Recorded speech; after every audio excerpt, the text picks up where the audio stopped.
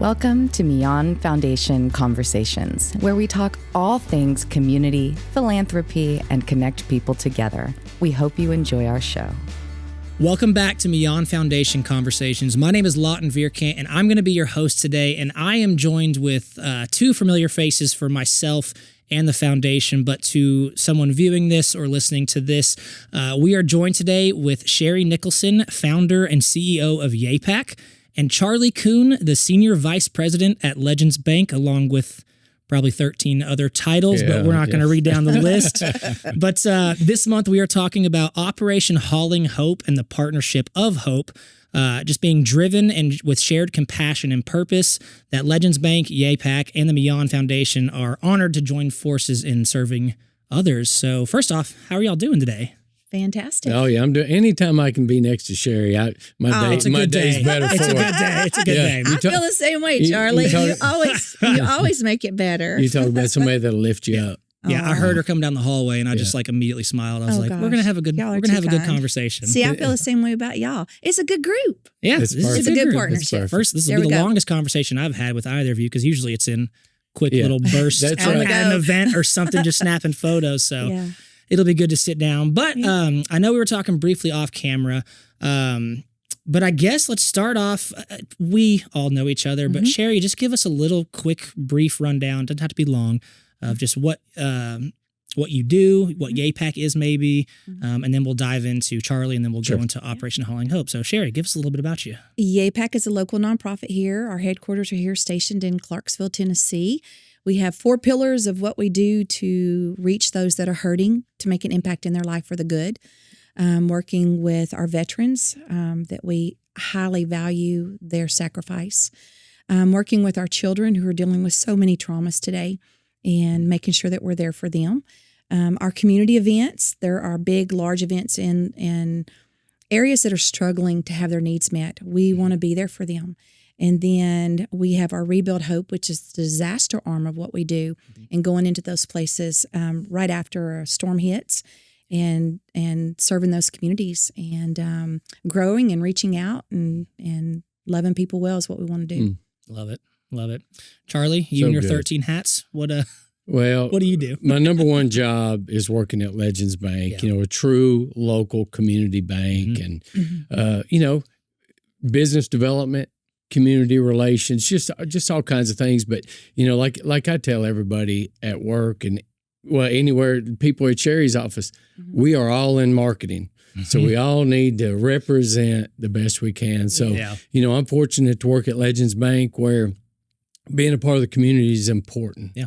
And being able to be a part of Operation Hauling Hope and many other things, Habitat for Humanity, all these things are so important for our organization. Yeah. And then, I've just through the years, I moved here in 1986. So I've been here a couple minutes and was in retail business and some other things. But I found that one of my true callings is giving back without even knowing what that means half the time, because sometimes you just do things and you don't know the impact you're making. And there's a lot of people in this town that are making differences and they don't even realize it. They just do it because it's who they are. So we're blessed to be in a community filled with people like that. So I agree. I feel like Charlie's the Joseph with a coat of many colors. He does some extraordinary things. So thank you, Charlie. I feel like every time I hear like our foundation team talking and then your name gets brought up, whether it's some random initiative, I'm like, Charlie's involved in that too? Goodness. Well, I'm blessed to have the opportunity to help. So how long, this is just me being curious, how long have you been in Clarksville, Sherry? I don't know that answer. I moved here in 2012. Okay, so still a long time. But you're almost a citizen. Yeah, I'm close, Charlie. I'm close. almost there. Slowly but surely. Almost there. Okay, I guess we'll just dive into what we kind of came here to talk about. To our listeners, we're kind of going to, most of these conversations do kind of just go down some random side streets and rabbit holes, which I'm sure we'll do today. But we've actually got one kind of main topic we want to stay focused on, because we haven't really brought a lot of light to this new initiative. Is that what it's kind of? Yeah, I was like, it's kind of what it is. So we're going to be talking today about Operation Hauling Hope, and we have a little blurb written about it. So Operation Hauling Hope is to deliver hope and essential resources one truckload at a time by providing critical supplies to active duty military, veterans, homeless individuals, and families in need. Through strategic partnerships and community support, we ensure that life-sustaining goods reach those who need it most. So that's kind of the immediate blurb. And now we're going to kind of talk about that because I've been to a few of these things and have seen what it is. But again, we're kind of just trying to shed some light to it. So I guess off camera, Charlie, you mentioned you kind of wanted to start at the origin before it was even a named thing. Do you want to kind of kick us off? If I could, that would be please. Great, because back in 2019, having no idea what we were doing, I got a call from a friend of mine, a friend of ours, Dave Cooper.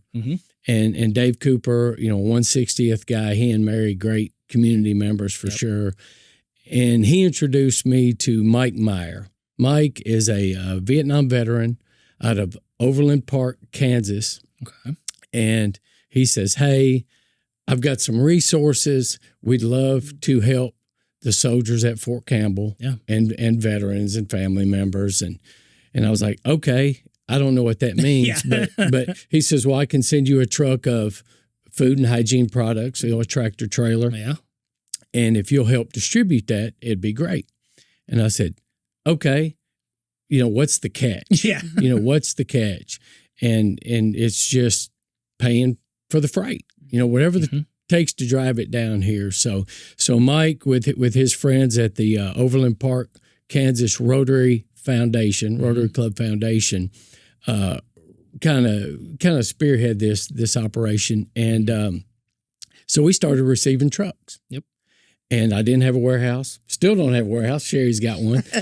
but we found ways to distribute directly to Fort Campbell. We would go through MWR or the Armed Services YMCA with Hillary Brewer out there. And then we would work with the Sustainment Brigade. Who better to distribute goods than people that sustain the military, right? So we did it all legally, had to write letters and get approvals and all that. And so it just kind of kept going every month or two. Hey, do you want a truck of whatever supplies were? That, yeah. And so we continued to do that, not knowing, and all we knew is we were helping people. Yeah. And then one day, Sherry, everybody knows Sherry, and you guys were here in the basement of the press, which is now I think the Jude room, the best I can recall. And I said, "Hey Sherry, you want some of this stuff?" And we actually unloaded it in the street on was it Third Street on 3rd Street. And then as things progressed with your relationship with the Millan family, it has grown and grown. But there's just so many people that are behind the scenes that are not looking for credit. If we're not looking for credit, we just want to help people. Exactly. And we've been blessed with the opportunity. Yeah. So that's kind of the beginning. And you said that was in 2019? Yes, sir. Okay, yes, sir. So what year are we in? 25? So 6 Okay, I was like, what year are we in? I don't even know. So, and every time I think about that, I'm like, man, it seems like we just started, but it just keeps getting bigger and bigger. And I know we'll talk about partnerships, but it's because people in this community care. Absolutely. And then you care, you have resources. Let's go. Yeah. So Sherry, when did you get pulled into this 6-year journey now? Where did your inception to what is now Operation Hauling Hope kind of begin, and how, I'm assuming Charlie probably reached out to you, but tell us a little about how you got pulled in and kind of how you assist this initiative, and then we'll obviously break down even more of what it is. Oh, it was great. And I didn't think about it until we were talking about it earlier this morning, thinking about the timeline. But when we were in the basement of what is the Jude room now, dark basement, Charlie said, hey, I got a truck. I'm like, I don't know how I'm going to get it in there. But we, through a lot of strong arms and backs, unloaded on the sidewalk and managed to find a way to get it on that big elevator and down to the basement. And it was fantastic. It was our first big try with a big truck, but that was about 2021. It might have even been 20, but it might have been 21 because we moved in to the new warehouse in 22 at Paradise. Okay. Yeah, it was after all those bad storms in Dawson Springs. And then it was trying to get adjusted over there. And Charlie said, hey, I've got some trucks. And I said, what's on them? And he would tell me. And I'm like, oh, I know we can do with that. Because for us as a nonprofit, it was like we would just pray about something like, God, we really need this. You know, we don't have enough for the children. We don't have enough for this. And Charlie would call, and it was like God said, here, I got the perfect person. Here's the truck. And it absolutely, everything you need. Everything we felt like was a divine appointment. So when Charlie says, hey, I got a truck, I'm like, oh, yes. Bring it on. Yeah. And so, and we gave him feedback as we navigated this. And then here we are today. And Charlie can even speak more into that. But it's been extraordinary, that partnership. And all the people behind the scenes, and Charlie knows more about them than I probably do, because we focus on the mission of getting it out, and Charlie's focused on the mission of making it happen and getting it in. So that's awesome. It's been incredible. That's so exciting. When I first started calling her, everything was smooth, and then after I called her a few times, I thought, I think I remember asking you, I think I'm bothering you. Never. Because I felt like probably getting annoyed at this point. Yeah, I mean, you know, it's like, hey, I've got one more thing. And because I know the easy part is the delivery, right? It's what to do with it after. Is, you know, where you got to get it, sort it, plan, distribute.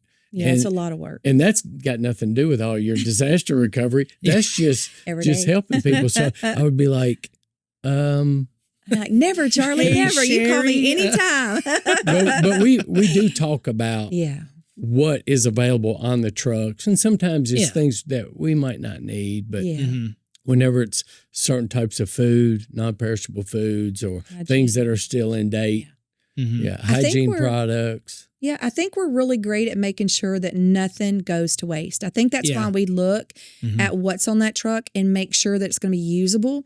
That way nothing is setting. We're real big about stuff not setting, but having a constant turnover. That way we know that lives are being impacted and it's not just for staging.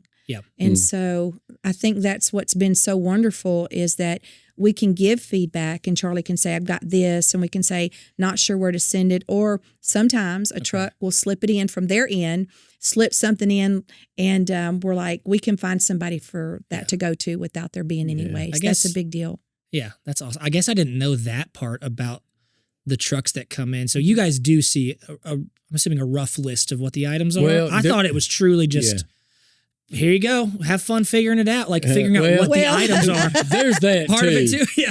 So when we get trucks from Feed the Children, and I meant to mention them earlier because they were on the front end of this whole deal too. Yeah. So Mike and Feed the Children and so many other people, but we know basically what we're getting from them because it's well planned, and if we say, hey, we've got a disaster here in Montgomery County, but also in East Tennessee where Sherry's going to reach out there, we know that we need hygiene products and things to get people through the winter, and there's just so many things, so we can navigate that pretty good. But then now that we have some deals with Amazon and some other folks, we may get trucks that have some interesting things on it. Well, you're like, didn't expect that one on this load. That's the loads that a lot of the work comes in, because we have to go through every single box and see what it is. But we have a really great system down. The first several loads took us a little bit to kind of figure out what was coming. Yeah, because it's so random. Yeah. But we really feel like we have a great system now, and that load actually has ended up, even though it's fun and it's like Christmas, because you don't know what's in the box. Some things you're not sure what it is, but figure it out. We do, and it's fun. But really, with the systems we have in place now, we're able to make sure not only that our mission for the veterans and the families and the children and things like that are being impacted, but it's taken a broader scope of impacting even some of our mom and pop shops. The support of local has been absolutely outstanding in what we're able to do and make sure that everything has a place in a home instead of there being any kind of waste. And that's been exciting to see that develop and be able to utilize it in such a way that it's really broadened our impact. Yeah. Yeah. I think that might be an important thing to kind of touch on next is because to me, and I've never worked as closely as I do now with a nonprofit, so a lot of this is kind of new to me. I'm still learning. That's why I told Tanya with hosting this, I was like, what if I don't know what to ask? And I wasn't doubting it with you two. I'm just like, I'm not in the world as much as you guys are and have been. But to me, Operation Hauling Hope seems like a very unique initiative as far as the trucks and kind of what they maybe cost and then how much value is in them and what groups they can go to. So maybe we should talk a little about that. Are we allowed to share numbers of like what the truck costs? Because I've heard it loosely. Yeah, absolutely. I'm going to step back just if I jump for a the second. gun, No, this is perfect. So it's a few months ago. I don't know when it was. I was meeting with Tanya about something. And I said, well, I called you first.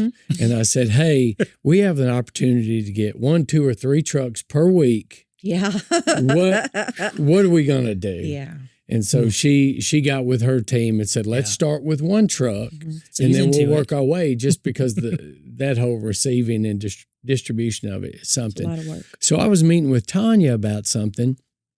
And Leo walked by and I said, hey, here's kind of what we're thinking. And then we broke off into a little meeting and I said, we've got to figure out where the money's going to come from. And we'll talk about that in a few minutes and how we're going to organize this.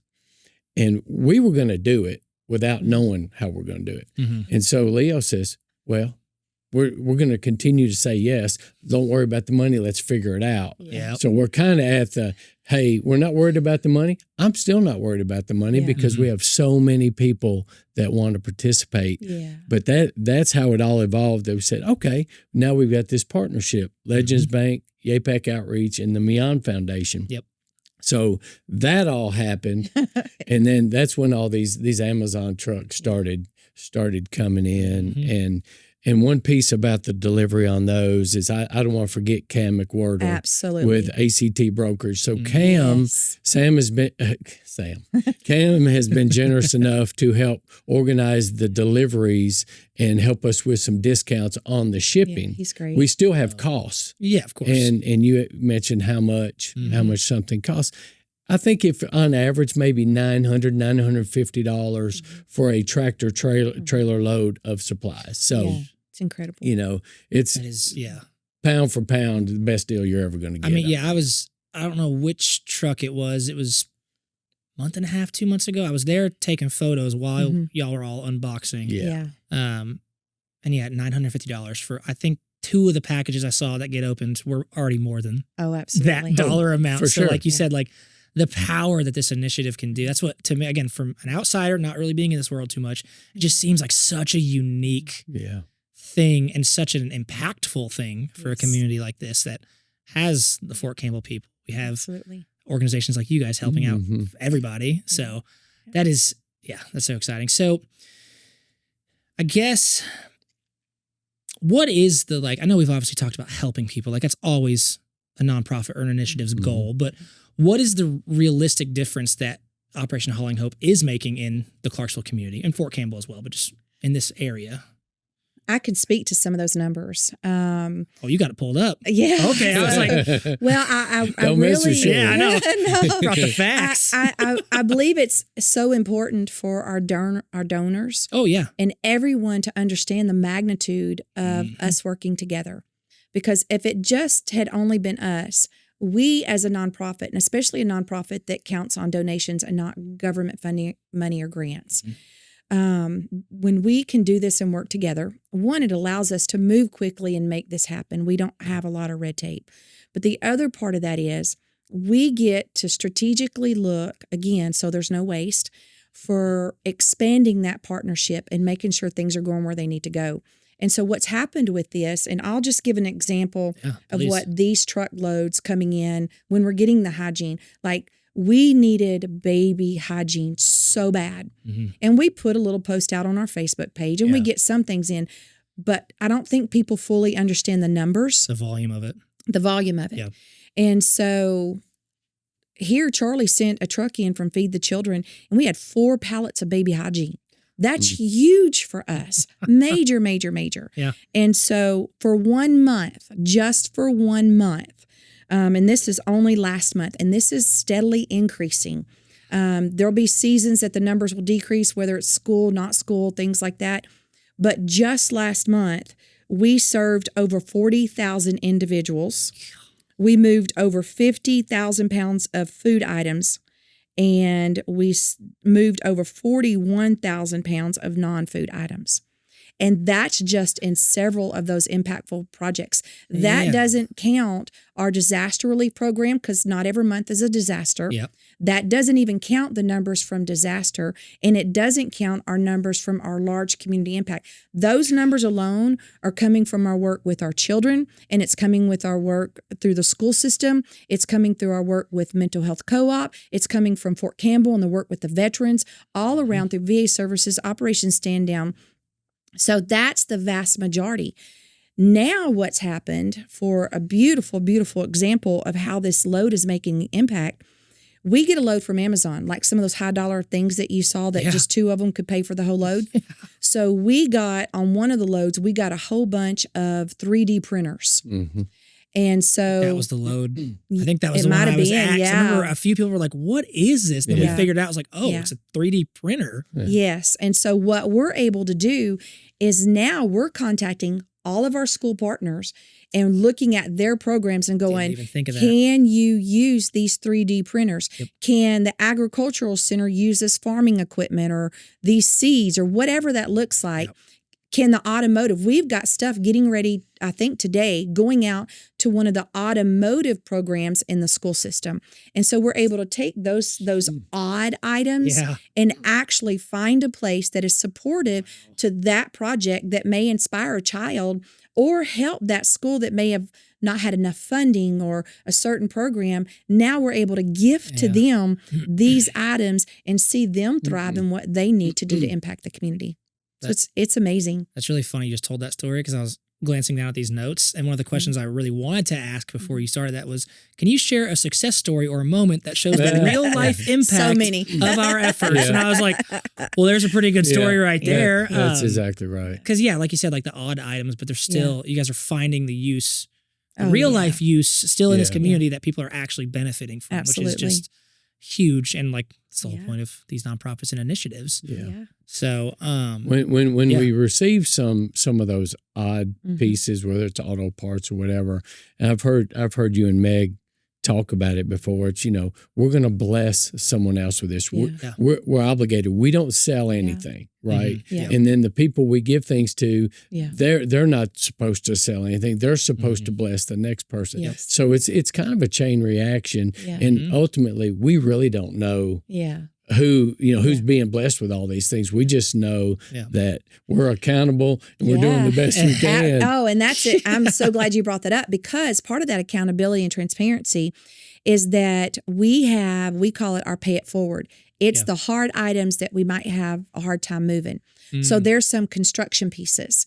And what we can do with that is we have all these incredible local contractors that are the mom and pop shops that own their own construction company, and how it's interwoven with the Millan Foundation and giving back to the community is that all of those contractors have signed an agreement with us that they can come and get all what they need from the contractor stuff.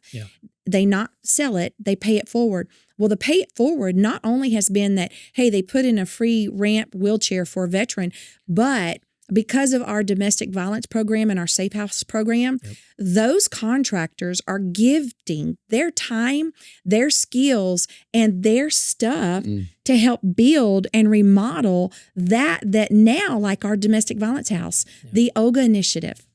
We have a beautiful mom and her 3 precious children live in there, and all of them help rebuild that, and it's a beautiful home. And so it's coming full circle that we're helping and supporting and doing that. And so it's an incredible partnership with an incredible impact that probably not every donor and all the community actually sees on our end of it as a nonprofit trying to be good stewards. No, I love that. And I want to touch on too, trying to make sure we don't go too long, because I don't want to cram this at the end. So I'd rather talk about it now and we'll figure it out. But I know we've been going since 2019. So, but seems like we're getting bearings on this Operation 𝗙𝗺𝗋 kind of thing. But How can the community help? What are things that maybe this initiative needs? What are things that you guys have seen? If someone hears this and they're like, wow, that's awesome, I want to help. Like, what are some tangible ways people can help this initiative? Because again, it seems like you and the people you mentioned at the beginning of this podcast, you guys are you kind of fire started it and got it going, but you obviously probably need help in some areas. YAIpak always needs help, probably with the quantity of things that you guys help with. So what are some tangible things that the Clarksville community can do to support this initiative specifically? Because I know there's a bunch of other things we could help with, but specifically Operation Hauling Hope, where can people help out and how can they help out? You want me to go? Yes, you go first.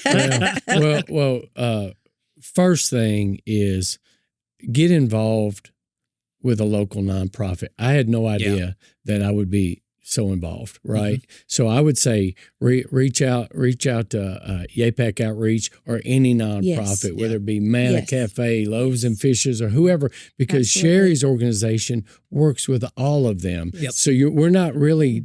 I know we brag on Sherry all the time, but she is working with so many other nonprofits. So there's plenty to go around. Absolutely. Yes. And then I'll let her speak to that. And then two, if you feel led to contribute to the fund, everything's tax deductible. It's all accounted for. All we're doing is paying for the shipping of the trucks. No one's making a penny off of this deal. Reach out to YAIpak, reach out to the Millan Foundation, and find ways, if it's feasible and you can do it, any little bit helps to bring these trucks in. We're just paying for the shipping. Yeah. And I would add on to that too, like we said, that's why I wanted to talk numbers earlier. Maybe you haven't seen we've posted a few of the photos from one of the days where we unloaded a truck, but again, $950 for what these trucks have. Like you said, even if you feel led to any kind of monetary donation, like, doesn't have to be a lot, literally. One truck is not that expensive in the grand scheme of things. So I just wanted to echo that, the financial part really quick. And I don't really like to label how much a truck is valued at, because each one can be different. Exactly. But I would say one truck minimum's probably worth $50,000, and it can range to. That'd be a super low end. That'd be a low end. Very low end. But you're getting over $100,000, $150,000 probably on value. For pennies on the dollar. For under $1,000. That's or just come out and just check it out. Volunteer. Come unbox some things. Come volunteer. Christmas every week around there. It is. So Sherry, what's some tangible things from your end that people, if they wanted to help out this initiative, how can they get involved? I echo what Charlie said. Get involved with the local nonprofit. We advocate for all nonprofits to be engaged by local businesses and local government agencies. That's a really big deal on my heart, and trying to bring attention to the local nonprofits. And I'll say personally, and I'm going to share this scripture. It says, "Seek the welfare of the city where I have sent you." And I've been sent. I live here. I'm sent here. And it says, "And pray to the Lord on behalf of the city, for in its welfare you will have welfare." So if our city's healthy, our people are going to be healthy. And I'm a big believer of that. So we're super, super supportive of all of our local nonprofits. We want to make sure that if we have any excess or ability to help them when they're low on something, we want to send it out. And so we've got multiple things happening. And I think that's just good stewardship. The other part of that for us is, if you are interested in sponsoring a truck, if you're a local business, sponsor a local truck by giving to the Millan Foundation and earmark that this is for a truck. If you want to be supportive of us, if it's not coming on the truck and you want to donate to YAIpak, we still have to purchase things that we still need. Also volunteer somewhere, get involved. The amount of work that goes on behind the scenes, especially breaking those boxes down and going back and then re-breaking them down and making sure it's in the right location. There's a lot of work that goes into that. And be a part of that. And then definitely just find a way to support, whether it's monetary if you can't get out, if it's being an advocate or a voice or offering a skill set, whatever that looks like. Somehow somebody can do good and use whatever talent you got and do some good. I love that. Is there anything else? Because I said at the beginning before we were recording that I'm learning a lot in this conversation because, again, I've been relatively hands-on to a degree with Operation Hauling Hope, but I'm still learning. So is there anything that we haven't touched on that we need to mention? Because, again, I told you off camera, this is kind of like we're ramping up to we're going to start pushing it pretty hard from our end. So what's something that I might not have asked that should have been brought up? Is there anything that comes to mind? I think if somebody hears this podcast and they're a business owner that knows somebody that has connections, use your connections. Yeah. If you know somebody that runs logistics and has a contact like Charlie did with Mike Myers, that has a contact with another big company that would be willing to donate a truck. Because I know our challenge, our biggest challenge right now is a clothing truck with good clothing for the children. Our events and our projects, the biggest thing that we need are clothing. And right now, that's not some type of truck that's coming in. So if you know somebody at Under Armour, talk to them. If you know somebody at VF Corporation, talk to them. Yeah. Reach out to Charlie. Give him all those contacts. Charlie might be able to make those connections and things like that and get a truck of clothing in there, or shoes. I don't know. But call me. Yeah, I'm available. Yeah, please do. Because I think for nonprofits, that's one of the areas. Hygiene is always abundant. Returns and things like that are always abundant, but it's the clothing and the new shoes that these babies need. Yeah. And we would love to see that happen. Yeah. I would say one other thing. You know, we talked about nonprofits, but local churches have really helped. And I'm going to miss somebody, but I'm going to name two specifically. Yeah. Since the early days, Mike Burnett and Life Point Church have always said, if you need help, let us know. Yeah. And they have serve days, and Mosaic Church and Pastor Daly out there. Everybody's working hard. When we had the tornadoes a year in December, a year ago, you know, we staged things out at Mosaic Church and served that whole north side of Clarksville and Fort Campbell. So there's so many things. We could go on and on because I'm sitting here thinking of things that made such a huge difference. Absolutely. But, you know, we're on this podcast and it's great. We're trying to get the word out and we want help and need help and all those things. But that's all we're looking for. Yeah. We just want people to join in with us and be a part of it. Yeah. Just come help people. Yeah. Let's go. Yeah. That one person makes such a big difference. Yep. The churches have been outstanding. We just had Hilldale step up and do a big thing for our Riley Room children. Awesome. They're important. I'm glad you mentioned that, Charlie. There's so many to think. It's just, man, we could go for another hour trying to think of everybody. I was about to say, it probably could be its own episode in and of itself. And if you come up with another idea, call Sherry. Any more crazy ideas, direct she them works to Sherry 24/7. Charlie does too. No, I love that. It's so cool for me too to hear, because I'm basically born and raised here. I was like 2 when we moved here. Yeah.